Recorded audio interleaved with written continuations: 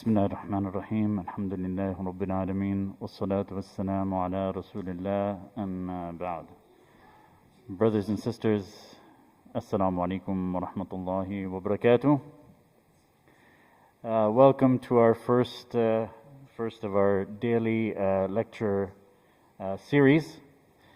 So alhamdulillah that we're able to be here in person, and we are also able to have other activities in person, alhamdulillah, like the iftar, which we're preparing for now, the iftar and dinner. So alhamdulillah for that. So these lectures for now, until there's a time change, are going to start at 7 p.m. inshallah. And they will go to almost Maghrib time inshallah, and then we'll break before Maghrib so that we can join the iftar downstairs and the sisters upstairs inshallah. So brothers and sisters, today I wanted to talk about a little bit about the fiqh of zakah, but just focusing on some common issues where there are, commonly where we receive a lot of questions. Of course, the fiqh of zakah is a big topic. We can go on for hours and hours. So I just want to focus on the areas that we receive a lot of questions. Now, I'm going to base this on the case where, of course, the nisab, has been reached. The point where, a certain amount of wealth is reached, where if you cross that amount, you have to pay zakah, so this is how you calculate that. That's calculated on the amount of gold, 85 grams. Some other scholars say 87 grams, so around there. So every year we just check for nisab how much it's going to be. We look at the gold price, 85 grams, 87 grams, whatever pin you follow. So these, what I'm going to present on is based on obviously somebody reaching nisab, because below that there's going to be no zakah. Anyway, the other thing is, we should know the term about the hawl. The hawl is the year, Islamic year that revolves on, our wealth. And that's a requirement of paying zakah, of course, as we know. So we're going to talk about the end of the hawl, when your year ends, whenever that may be. It could be anything. It could be different from. It could be different for everyone. So you have your end of zakah year. So we're going to talk about that, and we're going to now. There's a few ways of. There's two main ways of calculating zakah. So the most popular way is that I think most of us follow, is one opinion is that, you calculate your zakah at the end of the hawl, and you fix that date, and you use that date every single year. So I think that's pretty common. Now, some of the in these cases that I'm going to discuss, keep in mind that there could be different opinions. For time's sake, I'm going to discuss one opinion and try to be talking about the what do you call it, the stronger opinion. So we'll start with that. So just some introduction. Now, one thing, brothers and sisters, is a common question is, what if I owe some money? What if I owe some money? I've borrowed it, whatever I've done, I owe some money. So that is what we would call a debt payable, Could have been borrowed from a friend or something. So I have that wealth in my possession, but it's not mine. So should this, when I'm calculating my zakah, all my assets, adding up my cash, whatever I have, whether in the bank or on hand, or I have some gold, some silver, some investments and things like that. We're adding it up. Do we take away, do we deduct any amount owing when we calculate zakah? So if we total it up and we have, like, let's say $10,000, okay, and we owe someone $7,000, can we deduct this 7,000? Now, when I'm talking about debt, I'm not talking about something that's like short term or owing like right now. I'm talking something long term, okay? And this is the key point, actually. When I'm talking about we owe somebody something, it's something long term. So the question is, do we deduct what we owe to someone else when we calculate zakah? So are you going to calculate on 10,000, or are you going to subtract 7,000, or whatever the amount is? I'm just giving an example. So, brothers and sisters, keep in mind that, the zakah, okay, when we calculate it, when it comes time for paying zakah, we're looking at what happened in the past year, the past, lunar year, okay? So, so we do not take some debt that is not coming due, much later, especially if it's years down the road. So the zakah, we're looking at what happened in the past lunar year. So we do not deduct, okay, and the reason I have this concern, and I wanted to bring it up, is because, sometimes you see around, if you look for a zakah calculator or something online, you see that they're saying deduct your, liabilities, okay? I mean, fine, if you're about to pay a bill, right, like right now, and you didn't get a chance to pay your bill, right? In a few days it's due. Okay, fine. Okay, even I recommend don't even deduct that, because it will be accounted for in the next year anyway. Okay, even if it's due in a few days. So for myself, I don't even deduct that. Not even a bill that's coming, is payable like in a few days. Just leave it. I just take the exact day, whatever it is. So let us make sure we're not deducting any debt that is long term. So I hope that part is clear. That's one. Another common situation, brothers and sisters, where I get a lot of question is, let's say someone owes you money, okay? You have lent some money to someone, okay? The question is, do you pay zakah on that amount because it's really your money, okay? It's your money, correct? It's your asset. Just you've lent it to someone, to help someone, whatever the case is. So do you pay zakah on that? This is a question, an important question. So there is a lot of opinions and, addressing all the different cases in this situation, okay? So I'm going to simplify it for you as much as I can, inshallah, okay? So it could be two cases, okay?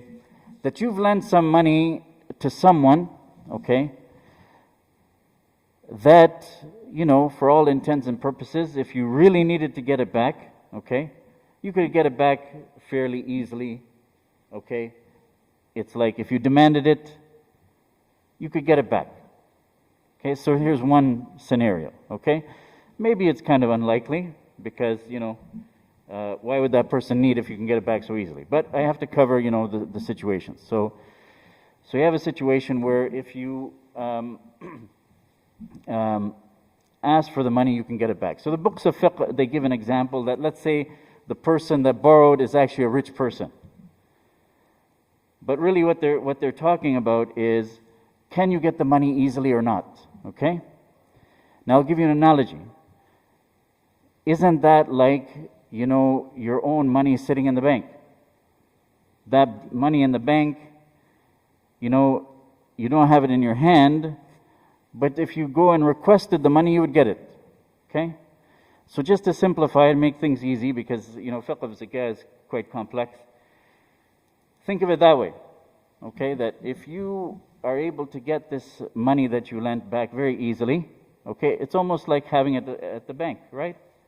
Just as an analogy. May not be a perfect one, but, you get my point.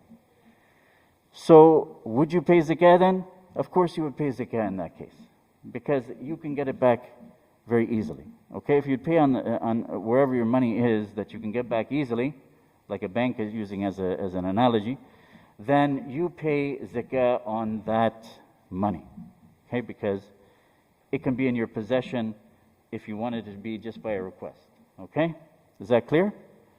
Okay, so so you pay zakah every year like you normally do. You count it in your assets. Now, case number 2 is what more likely is the situation, okay? So this is more likely what the case is. You lent out some money, okay? And it won't be so easy to get it back.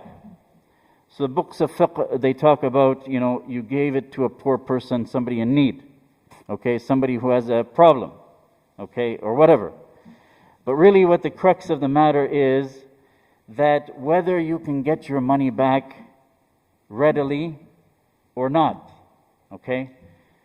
So whether that is a person who's in difficult circumstances or a poor and needy person, whatever it is, they need money to survive, pay rent, whatever it is, and the money's gone, and if you request them, it's going to be very difficult for them to pay it back. Or you could have given it to somebody who has money. Let's say there's somebody who is well-to-do, they want to start a business, and you promise them to give this money to them for 5 years, okay? And they've used that money and then they don't have any more, they're running their business and they don't have excess money, otherwise they wouldn't have asked you. So here's the kind of different case where, you're not going to get this money so easily, okay? So the question now is, when you're calculating your zakah, do you include this money that's really yours, okay, but it's not with you now? It's not in your hand, okay? So do you include this or not? It's your money. But since you cannot get it back, what is the ruling? The ruling is, brothers and sisters, and there are different opinions, but I'll give you hopefully what is a good opinion, is that you do not pay zakah every year. That's one point. You do not pay zakah every year. If it's this case, what I'm saying. However, what do you do when you get the money back, though? So you lent it for 5 years or whatever the amount was, and then you get your money back. Several years have passed by. Several zakah years have passed by. Now what do you do? What are you supposed to do? Once again, differences of opinion, but what you do is, when you receive that money,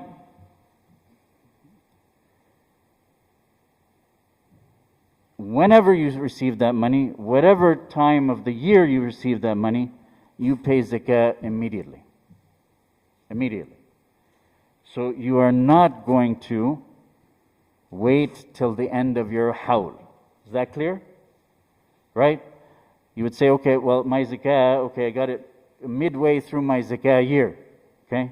And I pay my zakah in the month of Ramadan. But you got it 6 months before Ramadan, okay? So, you don't say at that time that I'll see how much my, if this stays with me until Ramadan, and then I'll pay my zakat. No. In this case, because it's been outstanding so long, you receive, so many years have gone by, you pay your zakah immediately at that time. And if that wealth stays with you, for instance, okay, you will account for it again in this example I'm giving, that you received it 6 months before Ramadan and you pay your zakah in Ramadan. So when Ramadan comes, you will take account that money that you got back once again. And the other thing, final point of that is that you would pay the zakah only once. So let's say you lent it for 5 years, you got it back 5 years, you don't pay 5 years worth of zakah. Okay? So to summarize, the zakah is not necessary in this situation, case number 2. Zakah is not due every year, but as soon as you receive your money back, you pay your zakah on exactly at that time. We do not wait for any kind of hawl to end and then you pay only once. This is what I call zakat on a debt receivable. Okay? Debt receivable. So this, if you memorize this, okay, this principle, it will come in handy for a number of cases that we want to discuss, inshallah. Hopefully we have time. Moving along then. Zakat on investments. Okay, when it comes to investments, the common question is about RRSPs. Okay? So RRSPs, let's discuss that as a specific example. And investments in general are similar. So, when it comes to zakah on RRSPs, that is our money. Okay? It is our money and it's in our hand. Okay? This is like, for the purpose of calculating zakah, these are important points. We own it and it's in our hand. Somebody may say, wait, hold on. This is an RRSP, it's locked. I can't get this money. I'm going to lose a lot of money if I take it out. It's locked. It's not actually locked in the true sense of being locked. Locked is you can't touch it, that's it. If we get time, we'll talk about government pension. That's something you can't touch, okay? But this is your money. If you demand it, you're going to get it. Is that true? Right? There'll be penalties, as they say, okay? But you're going to be able to get that money. So it's in your hand, actually. So it meets the criteria of being zakatable. This is like an investment, it's cash, okay? Even if it's invested in something, it's still like, cash. So we cannot say that just because we're going to get a penalty, that it's locked, okay? So the answer, of course, is do we have to pay zakah on our RRSP and other investments? The answer is, of course, yes. What's the amount? It's the how much would you have to pay on? This is the next question. I get a lot of questions about this. They say, but I'm going to if I withdraw it, you want me to pay on the full amount. Let's say I have 10,000, a round number, 10,000 in RRSPs. They said, yeah, but if I remove it, I'm going to lose like 30%, whatever it is. I'm going to lose $3,000. So why should I pay on the 10,000? The thing is, brothers and sisters, is that we cannot deduct this, whatever you call it, penalty, withholding tax, I think it's called actually, withholding tax. First of all, you're not withdrawing it, right? This is something theoretical. If we withdraw it and we lose that money, fine. Then you don't pay on it. If the government takes it, fine. But we're not taking it. So how can we deduct something theoretical that is not happening? You're not withdrawing from your RSP, so the money's there. So of course we cannot deduct that amount, so it's going to be on the example that I'm giving, 10,000, okay? We pay on 10,000, 2.5%. We know what the percentage is. For RESPs, same idea. For other things, same idea. Just although I don't have time to go into it, I think it's important for me to mention just generally, let us be careful where we invest our money, okay? There's not a lot of places that we can invest as Muslims, okay? That's topic of another discussion maybe we could have in this Ramadan. But let us not think that we can just invest here and there in all these places, even if it's something that seems okay, all right? So we can have a discussion on that. Zakah on the company pension. A lot of us, I think, have some sort of company pension that, in this case, it's owned, but not in your hand. Okay, so we always look at these criteria when we're talking about zakah. We own it. Okay, the company pension, you get a statement maybe from the company, okay, that says how much company pension you have, okay, but it's not in your hand. This is locked. You go there to your human resources department and say, give me some of my pension, I need it. What are they going to say? They're going to say, of course not, okay? So this is truly not in hand, okay? So this is treated as what? What we were talking about before. Do you have a term for it that would match this? Exactly, exactly. This is like a debt receivable. This is money owing to you. Okay? That's money owing to you, but later. So you can use the same idea that, of course, you're not going to pay zakah every year. It's not in your hand. It's yours, but it's not in your hand. It's tied up. It's like it's being given to someone, in this case, the company. Okay?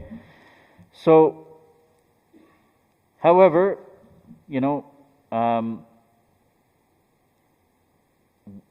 look at now, let's say it comes time to retirement, whatever it is, you're retiring from the company or you reach that age, whatever it is. So there could be two scenarios, I think. One is they could pay you when it comes time and it's due to you, they pay you a lump sum that exceeds the nisab. Okay? So if you are in the situation where your company gives you your company pension in a lump sum that exceeds nisab, what do? You have the answer. We discussed it already. What do? Brother said it's, as a hint, debt receivable. Okay, so how would you handle that situation? Company gives you lump sum $10,000. Sorry? Pay right away 2.5%. Very good, alhamdulillah. And if you've been working for 40 years at that company, do you pay 40 years of zakah? No, just one for one time, right? Incidentally, if you were to pay the previous 40 years, how much would you be paying? All of it. Right? 2.5%, right? If you paid that, then you'd be paying all of it. Okay, so now let's say this company's pension, let's say in another example, they give you like something that's like a salary. They start paying you as a salary monthly, whatever, I don't know, $1,000, let's say, as an example. It's lower than nisab. Now what do?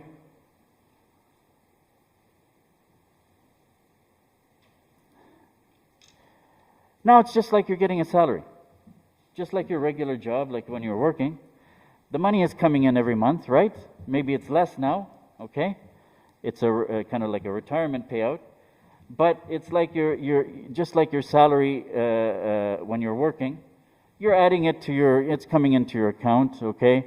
It's accumulating, it's decreasing, it's increasing when the paycheck comes in. Then you have your expenses goes down. At the end of the year, when it comes to your zakah year, time for paying zakah, then you just calculate like you normally did, okay?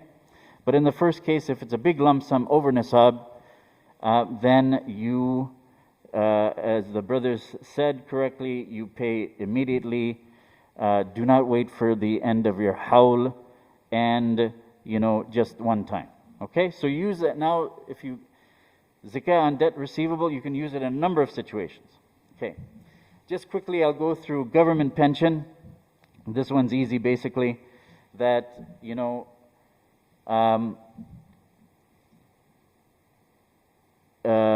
it's an unknown amount, it's not owned, it's not in your hand, so you don't pay. So I won't spend too much time on it. When you start getting it, if it's under nisab, like if it's, I think what it is it's kind of like a monthly thing, okay, it's not a lump sum. So you use it, you accumulate it or whatever, and it comes into your bank account, and then at the end of your hawl, you make your calculation as normal. So that's nothing different, okay? But we don't pay on it otherwise until you start receiving it.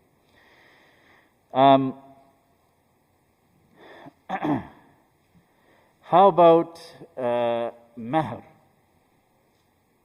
The husband owes his wife mahr. Didn't pay it. Committed at the time of the nikah, $10,000. But didn't pay it. So how do we deal with that? We've already discussed it. From the husband's perspective, what is it? Debt. Exactly. From the wife's perspective, what is it? Debt receivable. Okay? So, does the husband does he get to, if he hasn't paid it, it's over nisab, or whatever the amount is actually, is he entitled to deduct it from his, he says to himself, he's doing calculation, he has 10,000 total assets, cash, whatever, investment, 10,000, okay? So he's over nisab, he has to pay some zakah. But he owes his wife, the mahar, is 10,000. Does he deduct it every year and pay nothing for zakah? We discussed it already, right? Can he deduct it? It's a long-term thing, by the way. Okay? It's been outstanding for, the entire marriage. So, does he deduct it every year? No, of course not. We discussed that, right? It's a long term. All right? Does the wife have to pay every year? Right? It's a debt receivable. So when the husband gives her, let's say one day he gives the $10,000, this was amount owing to her, so she pays right away one time, okay? Doesn't pay for all the previous years, okay? So it applies in all these cases. So let us not overlook this, okay? That this is our actual debt, when the mahar. Okay. Another common area, brothers and sisters, is land and building. Land and building. Okay, we've talked about liquid assets. I've been giving examples of cash and gold and investments. But we didn't talk about land and building. Many of us may have inherited some property from their parents. They have it sitting there, sometimes empty. Sometimes it has a building on it.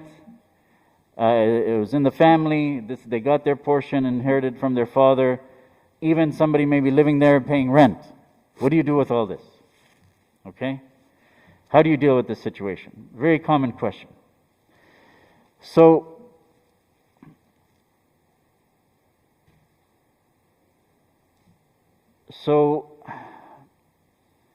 there could be two situations, right? Somebody who is in the business of selling land and buildings.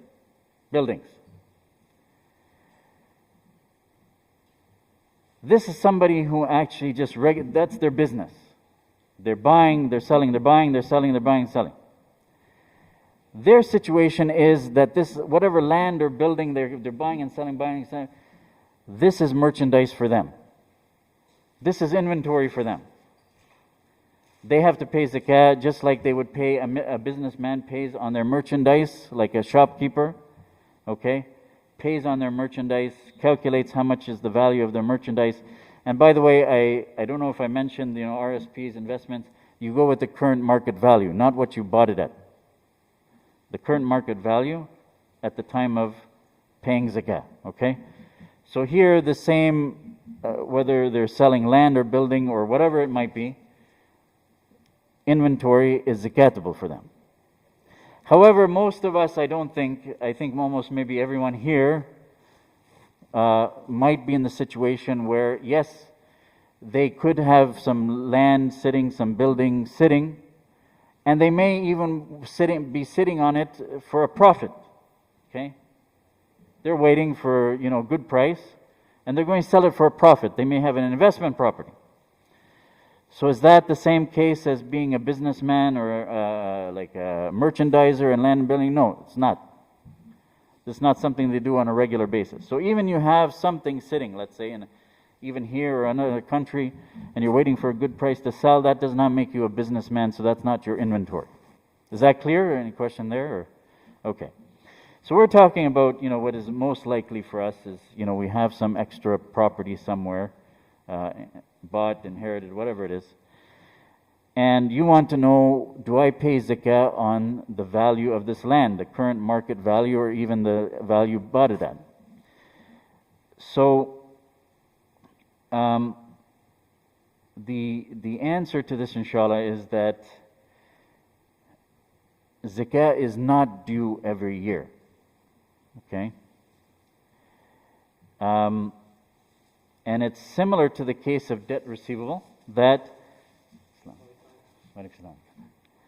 The zakah must be paid one time immediately at the time of selling, if you sell it.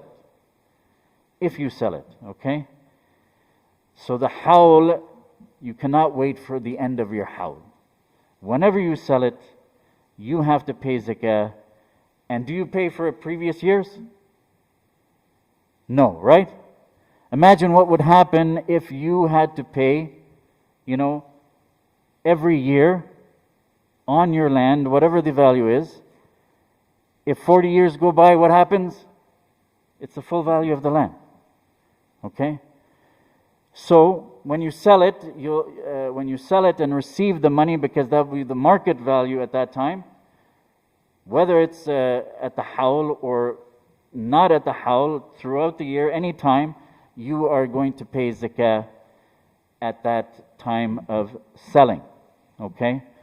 And this is, once again, to repeat, is the case when you are not in the business of selling, and by business we mean you're selling, buying, selling, buying, selling, buying, selling constantly. Not that you have some land that you even bought with the intention that this is an investment property for you, but it's just maybe a one-time thing.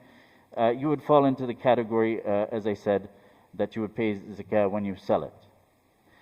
Just quickly to cover your residence, I do get questions about, your residence. Do you pay zakah? I think we know that we don't pay zakah on our own residence. There's no zakah due on it as you're living there.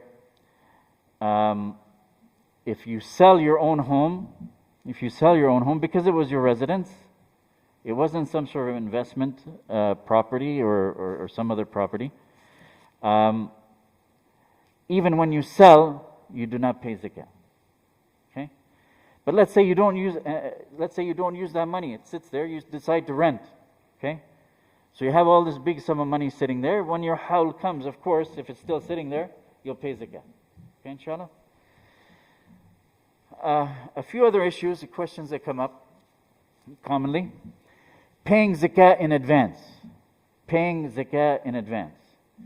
Here there's two opinions actually, and I think the better opinion is that it is permissible to pay in advance your coming year and even the following year. Okay? So there's evidence for that, and some scholars, based on that evidence, say that even beyond that, if there's a need. Let's say it's urgent matter and somebody is could be somebody we know, and we've already paid so much zakah, and we're paid 1 year and then 2 years, but somebody still needs some zakah if necessary. But up to 2 years, this says there's evidence for that in the Sunnah. Although, as I said, there's two opinions. Some scholars say you cannot. Okay, but I think the better position is that you can. Moving along, one other important thing, brothers and sisters, is, we know that, poor and needy, okay? If they fit that definition, they can receive zakah. They're two of the 8 categories, okay? However, sometimes, we have to, not sometimes, but we always have to make sure of one other thing, okay, that sometimes gets missed. That's not the only thing, if there's a poor person, needy person, okay, so they fulfill, the requirement from that perspective. But there's some other there's one other thing that must be checked, okay, is that because usually for a person, there is somebody who's obligated to help them. Right? It could be that they have a father. Could be that they have a son. Somebody who's actually obligated to help them. How could it be that, yes, a person, let's say there's a poor person, needy person, okay, but they have a very rich son? You see what I'm saying? Why they're poor and needy when they have a very rich son? Okay, that's a question. Okay? But it's a question that we have to answer. But we cannot, in this example, they have a rich son. So we have to answer that question. So we have to see every situation, go into a little more depth. Part of the homework to see if this person deserves zakah is to check if they fit one of the 8 categories. So here's a poor person, for instance. We just have to make sure that this person maybe, whether they maybe, we have to see if they have a responsible person or not for them. If they don't have anybody, they don't have a father, they don't have a son, they don't have anybody to take care of them, okay, from those direct relatives, then, then it's fine. But let's say it turns out they have a father, they have a son, okay, or sons or whatever. Now we have to check, a little bit more and see, and we have to answer the question, are there, the ones that are responsible for them, are they unable or unwilling to help them? That's an important question, okay? And it could be those cases that a person who's poor and needy, they have a very rich father and they have a very rich son, okay? So what may be happening is the father or the son may not be willing to help them for whatever the reason is. It happens, brothers and sisters, unfortunately. There's somebody who can help them, that is supposed to help them, that is obliged to help them, but they don't help them. Or they may have a father, they may have many sons, but the father and the sons are in the same situation. This is very common as well. Father and the sons are in the same situation. Okay, I've seen so many examples, the whole family. Ascendants, descendants, very similar situation. They're all in need. So we just have to do that extra check. That's just to be, complete. Now, I wanted to talk, next is another common thing, is which of my relatives, let's say I have a needy relative. They are definitely needy. They're poor, so, they're eligible from that point of view, okay? We do that extra check of,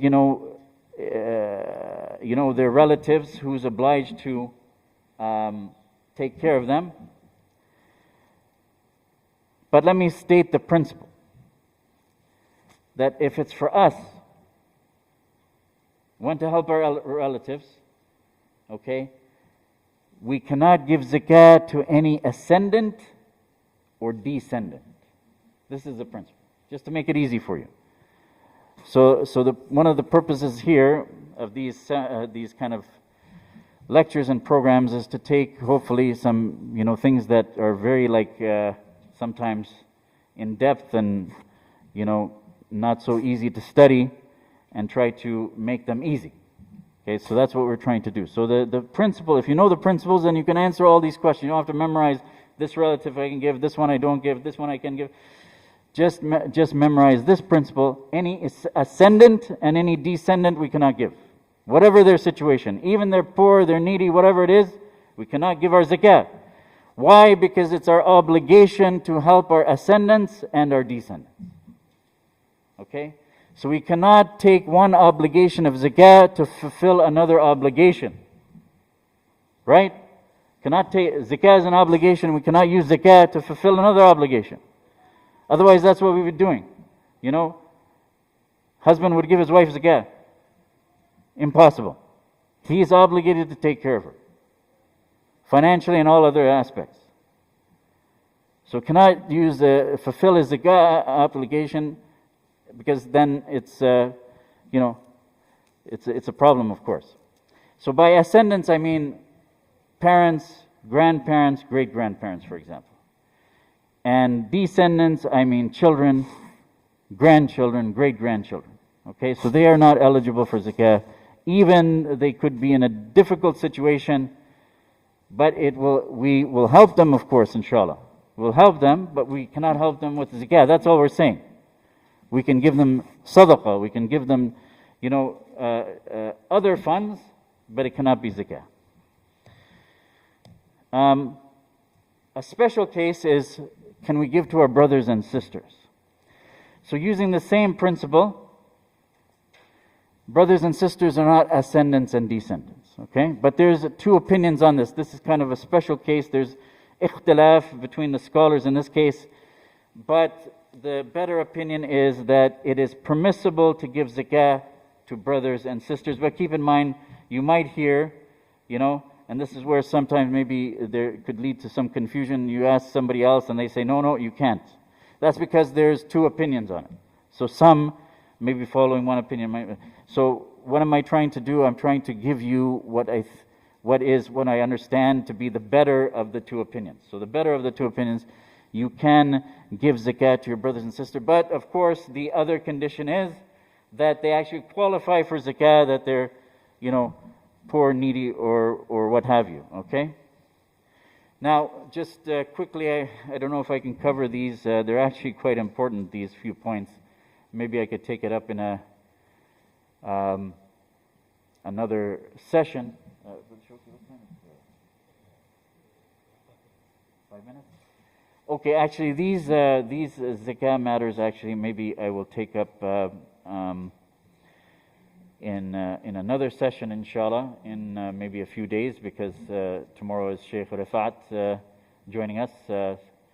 Sheikh Rifat Muhammad, he's the president of the Canadian Council of Imams, so he'll be with us tomorrow, inshallah, 7 p.m. So please join us for that.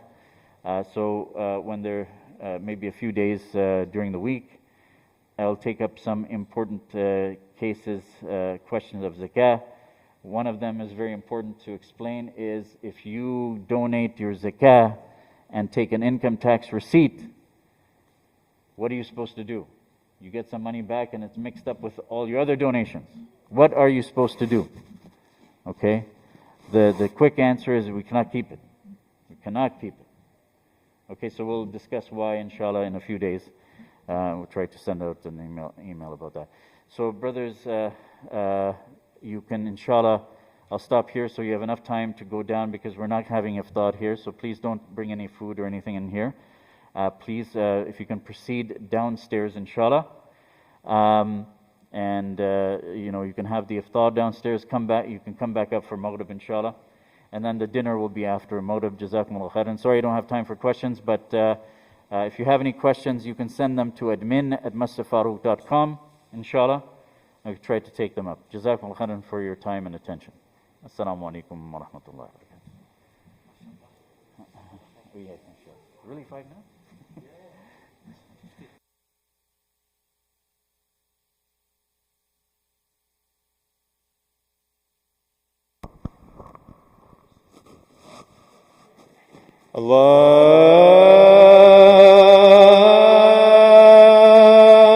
Allahu Akbar,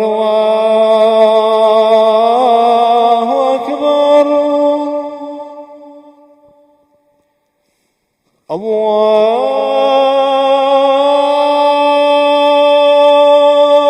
Akbar, Allahu Akbar. أشهد أن لا إله إلا الله.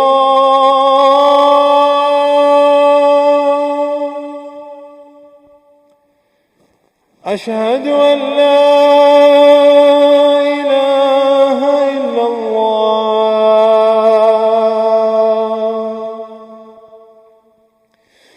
أشهد أن محمدا رسول الله.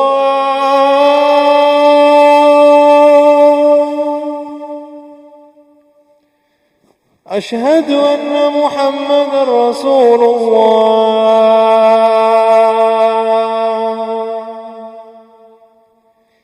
حي على الصلاة.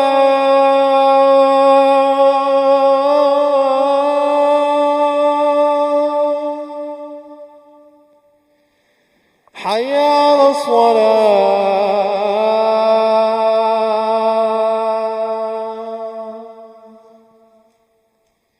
حي على الفلاح.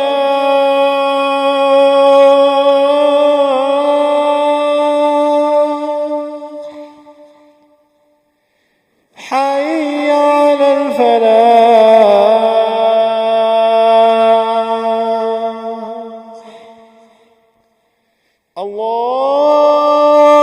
الله أكبر